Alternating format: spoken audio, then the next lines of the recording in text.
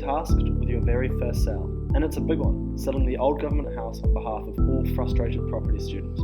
Despite its lack of space and inability to access Wi-Fi, it's a great property and will make a very happy tenant. Your mission, if you choose to accept it, is to follow all the rules of agency and reap the sweet, sweet commission. Let's get started. You will ask to work on a vendor's behalf through selling their property, whereby you'll need to provide certain information to them. In regard to Section 126 of the Real Estate Agents Act 2008, you will not be entitled to a commission unless the agency agreement is signed. Rule 9.7 of the Code of Conduct asks you to recommend legal advice before signing the agreement. From then you'll need to draw up and sign an agency agreement with the vendor to ensure they have disclosed everything necessary to truthfully sell the property, and it enables you to receive commission once the property is sold. In addition, Rule 10.6 of the Code of Conduct covers further details in relation to commission, dates, and how the property will be marketed. Congratulations, you have your first client. Now it's time to take the property to market. There are specific rules regarding your conduct governing this. Unless you want Mark McConnell ripping you to shreds in a courtroom, I'd suggest you listen up.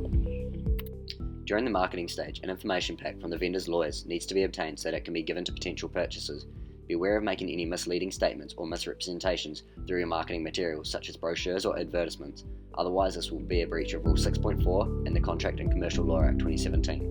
Section 12A of the Real Estate Agents Act prohibits agents from making unsubstantiated representations to ensure representations made are justified and you have taken appropriate steps to guarantee these claims are true. As in the case of Zongjing Wang, the advertising stated that the property had a 10-year builder's guarantee, which was a misrepresentation.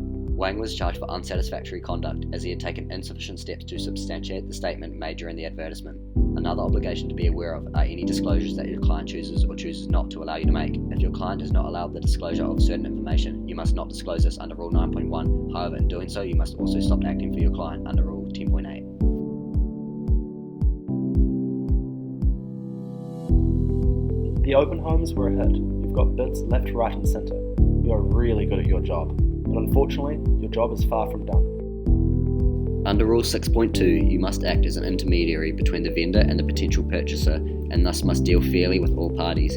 However, you must remember that Rule 6.1 of the Code of Conduct expresses you owe a fiduciary obligation to the vendor, which is to act in their best interests under standards of professional conduct.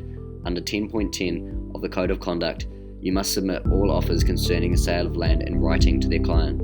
This coincides with the Property Law Act, whereby all contracts are unenforceable unless they're in written form.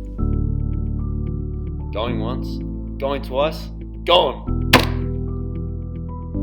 Before entering into an agreement for sale and purchase, you must abide by Rule 9 of the Code of Conduct, specifically Rules 9.7, 8 and 9. You need to ensure the agreement contains all particulars of the property.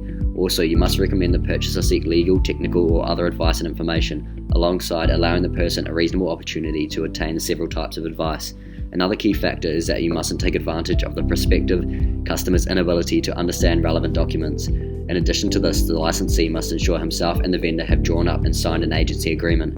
In saying this, you must also explain that the vendor may be liable to pay more than one commission if he or she signs agency agreements with multiple agents. Despite the entire faculty of property thinking the old government house is substandard, your purchaser is stoked with their deal and can't hand over their deposit fast enough. But not so fast. Remember what your favourite lecturer, Mark McConnell, taught you? The amount of deposit will be stated in the ADLS sale and purchase agreement and will either be paid by the purchaser to the vendor or to yourself upon the agreement being signed, unless stated otherwise. The deposit is generally 10% of the total purchase price, thus acts as a partial payment, with the remainder being paid later on.